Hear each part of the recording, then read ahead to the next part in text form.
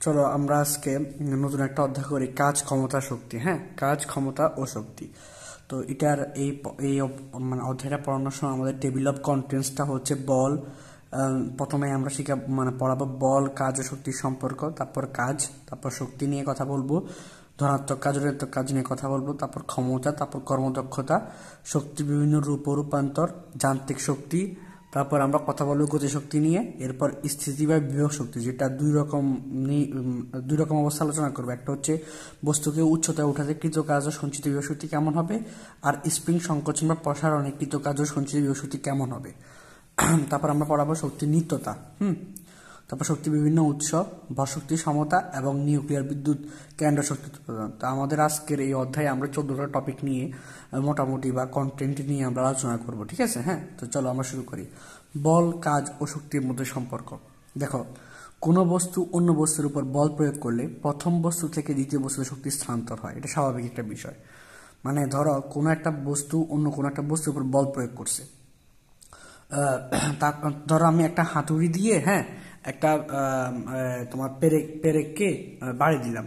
তার মানে হাতুড়ি থেকে শক্তিটা কোথায় যাবে? পেরেকে যাবে। তারপর না পেরেকটা তোমার কোথায় ঢুকবে? এই কাঠে বা দেয়ালে প্রবেশ করবে। হ্যাঁ, তাহলে হাতুড়ি থেকে শক্তি স্থানান্তরিত হয়েছে কোথায়? তোমার পেরেকে। তো শক্তি স্থানান্তরের এই ঘটনাকে আমরা কি বলতে পারি? কাজ বলতে পারি। মানে সম্পর্ক আমি কিভাবে দেখা দিচ্ছি দেখো। বল, কাজ এবং শক্তির মধ্যে সম্পর্কটা আমি কিভাবে দেখাচ্ছি? আমি বলছি যে এক বস্তু দিয়ে আরেক বস্তুকে বল প্রয়োগ করা হলে প্রথম বস্তু থেকে দ্বিতীয় বস্তুতে কি হয়? শক্তি সঞ্চালিত। যেমন হাতুড়ি দিয়ে পেরেকে বাড়ি মারলে তোমার হাতুড়ি থেকে পেরেকে শক্তিটা যাবে। হ্যাঁ, তো শক্তি স্থানান্তরের এই ঘটনাকে আমরা কি বলতে পারি? কাজ বলতে পারি। শক্তি স্থানান্তরের ঘটনাকে আমরা কি বলি? কাজ বলি। ওকে, তারপর আমি কি বললাম?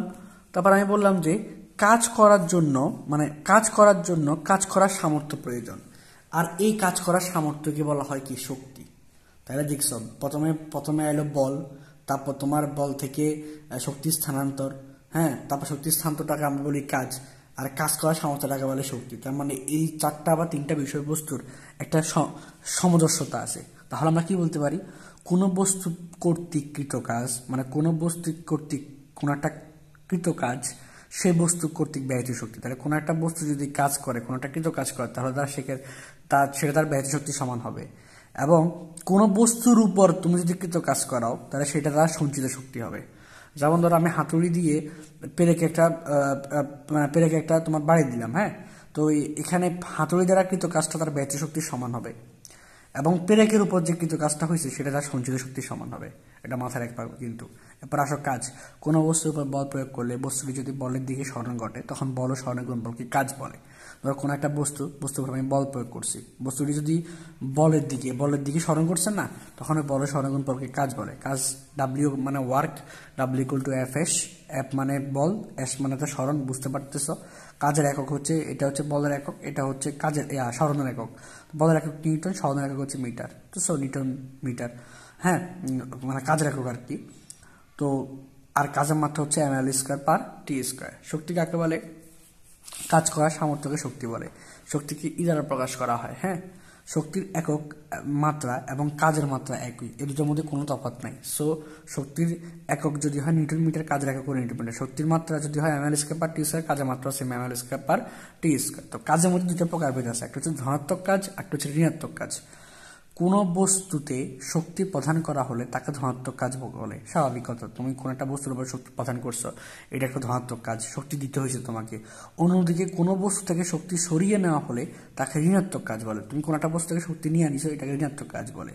যখন বল প্রয়োগের দিকে, মানে বল যেদিকে প্রয়োগ করছো ওইদিকে স্মরণ করবে, তখন এটাকে বলা হয় ধনাত্মক কাজ। আর বল প্রয়োগ করছো এদিকে, বল প্রয়োগ করছে এদিকে, বস্তু বিপরীত দিকে সরণ হয়েছে, তখন তাকে বলা ঋণাত্মক কাজ। যেমন স্প্রিংয়ের ক্ষেত্রে তুমি ঠেলছো এদিকে, স্প্রিং ঠেলে তোমার এদিকে নিয়ে আসবে। বিষয়টা হচ্ছে এরকম ধনাত্মক কাজকে বলের দ্বারা কাজ বলে, আর ঋণাত্মক কাজকে বলের বিরুদ্ধে কাজ করা বলা হয়। আশা করি এটা বুঝতে পারছো, ঠিক আছে? এরপরে আসবো আমরা যাবো ক্ষমতায়।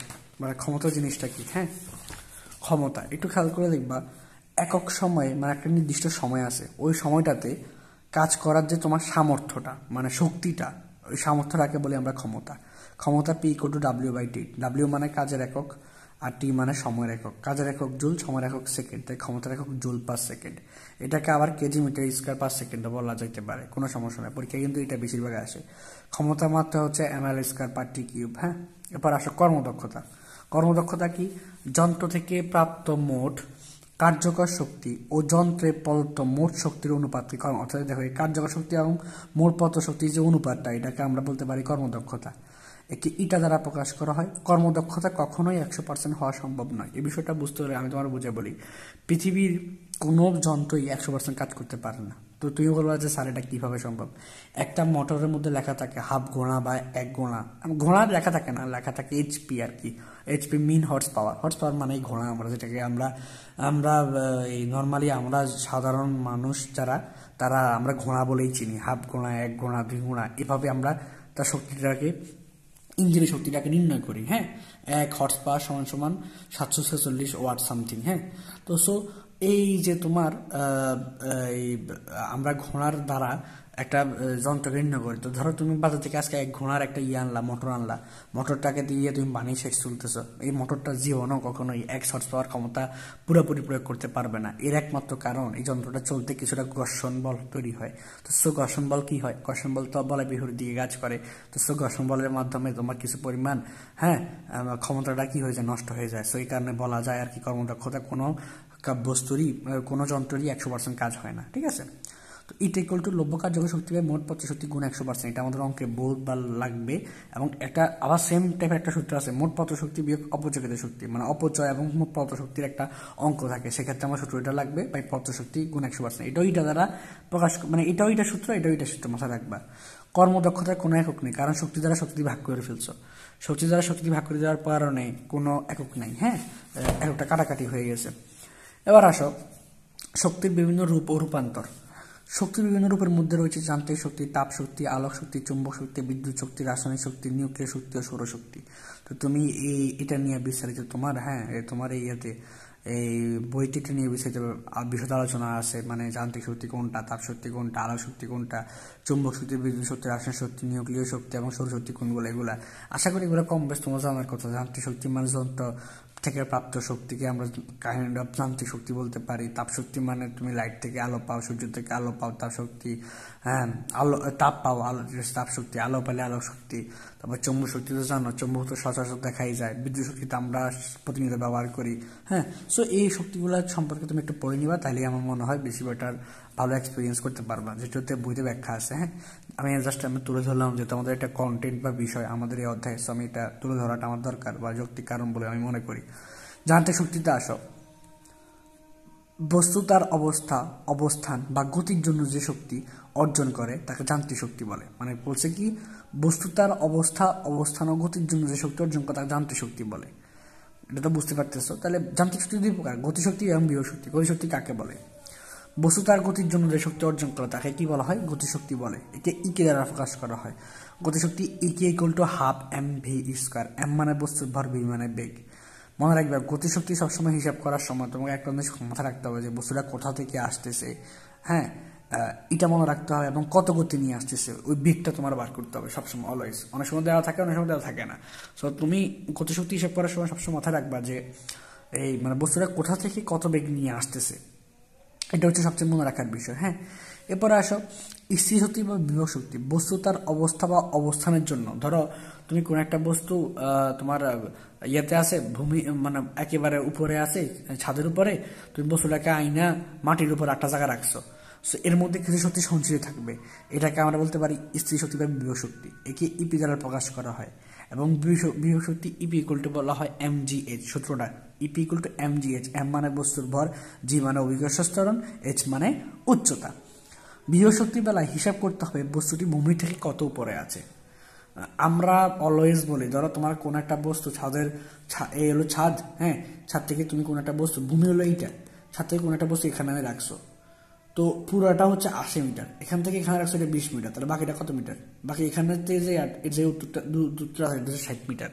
তাহলে তোমার এই বিভব শক্তিটা মানে বিভব শক্তির উচ্চতা ক্ষেত্রে 60 মিটারটাই কাউন্ট করা হবে, কারণ বিভব শক্তি সবসময় নির্ণয় করা হয় বস্তুটা ভূমি থেকে কত উপরে আছে। আমরা অনেকে বস্তু থেকে হিসাব করি, বস্তু থেকে না, নিচ থেকে হিসাব করতে হবে, নিচ থেকে কতটুকু উপরে বস্তুটা আছে, সেটা হবে তোমার যাই উচ্চতা, ঠিক আছে, কারণ বৃহস্পতি সবসময় হিসাব করা হয় বস্তুটা ভূমি থেকে ঠিক কতটুক উপরেই আছে। ক্লিয়ার? এরপরে ধরো স্প্রিং সংকোচন বা প্রসারণ, আমরা এই যে স্প্রিং সংকোচন বা প্রসারণ একটি তো কাজও সঞ্চিত শক্তি। একটু যদি খেয়াল করো, একক দৈর্ঘ্য সংকোচন বা প্রসারণ ঘটানোতে স্প্রিং যে বাধাদানকারী বল প্রয়োগ করে তাকে স্প্রিং ধ্রুবক বলা হয়। একে কে দ্বারা প্রকাশ করা, তাহলে কে স্প্রিং ধ্রুবক বলা হয়। এবং স্প্রিং সংকোচন করতে প্রয়োজনীয় বল F=kx, এটা মাঝে মাঝে স্প্রিং এর অঙ্কের ভিতরে কাজে লাগতে পারে। এবং স্প্রিং সংকোচনে সঞ্চিত বিভব শক্তি P=12kx², এটাও প্রয়োজনে কাজে লাগতে পারে। শক্তির নিত্যতা কি? শক্তির সৃষ্টি নেই, বিনাশ নেই, শক্তি কেবল এক রূপ থেকে অপর এক বা একাধিক রূপে পরিবর্তিত হতে পারে, এটাকে বলা হয় তোমার শক্তির নিত্যতা। ক্লিয়ার? এবার আসা শক্তির বিভিন্ন উৎস। নবায়নযোগ্য শক্তি হতে পারে, অনবায়নযোগ্য শক্তি হতে পারে। নবায়নযোগ্য মনে হচ্ছে ধরো যেটা শেষ হওয়ার কোনো আশঙ্কাই নেই, তাকে নবায়নযোগ্য শক্তি বলে। যেমন ধরো সৌরশক্তি, বায়ুশক্তি, বিদ্যুৎ, এগুলো কখনো শেষ হওয়ার কোনো সম্ভাবনা নাই, সো এটাকে নবায়নযোগ্য বলে। হ্যাঁ, আর কিছু শক্তি থাকে যেগুলোকে অনবায়নযোগ্য শক্তি বলে। যেমন যে শক্তির মজুদ সীমিত, তাই ব্যবহারের সাথে সাথে কমতে থাকে, তাকে অনবায়নযোগ্য। যেমন তেল, গ্যাস, কয়লা। ধারণা করা হয় একটা সময় আমাদের পৃথিবী থেকে তেল, গ্যাস, কয়লা বিলুপ্ত হয়ে যাবে। হ্যাঁ, যে হারে অত্যাধিক পরিমাণে যানবাহন বাড়তেছে এবং মানে আমরা ব্যবহারে অপচয় করতেছি। সো আমরা আশা করতেছি যে মানে বিজ্ঞানীরা আশা করে যে একটা সময় এটা শেষ হয়ে যাবে, তাই আমাদের উচিত ধরো এইগুলা পরিবর্তে বিকল্প কিছু ব্যবহার করা। হ্যাঁ, এখন বলে স্যার বিকল্প কি ব্যবহার করা যেতে পারে? ধরো আমাদের আমরা যানবাহন দেখছি ইলেকট্রিক ভাবে বের হয়, আসলে যদি এটা আমাদের দেশের সাথে সামঞ্জস্যতা খায় না। কারণ ধরো আমাদের দেশে এমনি বিদ্যুৎ সাপ্লাই তেমন একটা সুবিধার না, যেহেতু আমাদের লোডশেডিং এর হারও অনেক বেশি। সো মানে কিছু কিছু জায়গায় তোমার কি এসব অপচয় রোধ করে বিকল্প ব্যবস্থা নিতে হবে, যেখানে তোমার আমরা জানি গ্যাস কিন্তু অনেক গ্যাস তোমার প্রাকৃতিক গ্যাসও থাকে, কৃত্রিম গ্যাসও থাকে। অনেক সময় আমরা দেখি যারা মুরগির খামারি টামারি আছে, তারা কিন্তু প্রাকৃতিক উপায়ে কিন্তু তোমার গ্যাস তৈরি করে, তারাও কিন্তু তাদের ওই তোমার গ্যাসের রান্না করার যে গ্যাসটা, ওই গ্যাসের যোগান দিচ্ছে। সো এভাবে কিছু কিছু কাজ করে আমরা আমাদের মানে প্রাকৃতিক সম্পদগুলোর কিছুটা খরচ রোধ করতে পারি। এতে করলে আমাদের অনাগত ভবিষ্যৎ মানে সুন্দর থাকবে। এবং বলা তো যায় না যে আমরা আমাদের প্রজন্মে এটার তোমার সীমিত আকারে দেখে যেতে পারি হয়তোবা, কারণ যে হারে মানুষ বিদ্যুৎ অপচয় মানে গ্যাস অপচয় করতেছে, এটা মানে তোমার পাওয়ার ফিরে পাবো এটার কোনো ভবিষ্যতে এটা ফিরে পাবো এমন কোনো নিশ্চয়তা বিজ্ঞান দিতে পারতেছে না। সো এইসব বিষয়ে আমাদের সচেতন থাকতে হবে অবশ্যই। যারা আমরা মানে শিক্ষাগত আছি, পেশায় আছি, তাহলে আমরা তো এইসব বিষয় জানি যে কোনটা ভালো বা খারাপ পর্যায়ে যাবে আমাদের জন্য বা আমাদের জন্য বিরূপ প্রভাব ফেলবে। সো আমরা এই অনুযায়ী সচেতন থাকতে হবে আমাদেরকে। অবশ্যই প্রত্যেক নাগরিক হিসাবেও কর্তব্য, বা তুমি পড়ালেখা করলে অবশ্যই তোমার এই ব্যাপারে আরো বেশি সচেতন থাকা উচিত। কেমন? এবার আছে ভর শক্তি সমতা। এই আইনস্টাইন তার একটা আপেক্ষিক তথ্যে তিনি বলে গেছিলেন যে ভর এবং শক্তি পরস্পর সমতুল্য, মানে এই দুটার মধ্যে একটা সামঞ্জস্যতা আছে। সো এই কথাটা নিয়ে তোমার হালকা একটা বেসিক দিছে তোমার এখানে। সো এটা নিয়ে আবার আমাদের দ্বাদশ শ্রেণীতে অর্থাৎ ইন্টারের বইতে বিশদ আলোচনা ব্যাখ্যা করা আছে। যেহেতু তোমার এখানে হালকা পরিমাণ ব্যাখ্যা দিছে, আমি এখানে এটা নিয়ে মানে বেশি বাড়াইলাম না বা বাড়াবো না। আর একটা শক্তি সূত্র আছে =mc², যেটা আইনস্টাইন তার আপেক্ষিক তত্ত্বে ইউজ করছিলেন। আমি তোমার মনে আছে আমি গতি নাকি কোন চ্যাপ্টার নাকি বল করানোর সময় আমি এটা উল্লেখ করছিলাম যে শক্তি আর একটা সূত্র আছে E=mc²। হ্যাঁ, সো এটা হচ্ছে একটা সূত্র। এরপরে আসো নিউক্লিয়ার বিদ্যুৎ কেন্দ্র শক্তি উৎপাদন। আমরা এখানে মানে নিউক্লিয়ার বিদ্যুৎ কেন্দ্র শক্তি উৎপাদন সম্পর্কে আমি আশা রাখি এখানে বোঝানোর মতো তেমন একটা কিছু নাই। হ্যাঁ, নিউক্লিয়ার বিদ্যুৎ কেন্দ্রে কিভাবে শক্তি উৎপন্ন হয় এইসব বিষয় নিয়ে ব্যাখ্যা তোমার বুঝে দেওয়া আছে। সো আমি এই টপিকটা নিয়ে তেমন একটা আলোচনা করলাম না, ঠিক আছে? তো আমরা এটা হচ্ছে আমাদের মানে তোমার এই যে কাজ ক্ষমতা শক্তি অধ্যায়টার মোটামুটিভাবে বেসিক। এরপরে আমরা যখন গাণিতিক সমস্যাগুলিতে যাব তখন আমরা এটা নিয়ে আরো গণিতের ব্যাখ্যাগুলো বিশদভাবে আলোচনা করব। যদি কোনো বেসিকের প্রয়োজন বোধ হয় তখন আমরা সেই সময়ের ব্যাখ্যাটা করে যাব, ঠিক আছে? তো আশা রাখি আমরা আগামীকাল থেকে আমাদের এই গাণিতিক সমস্যাগুলো নিয়ে সমাধান করব, ঠিক আছে? তো ওই দিক ভালো থাকো।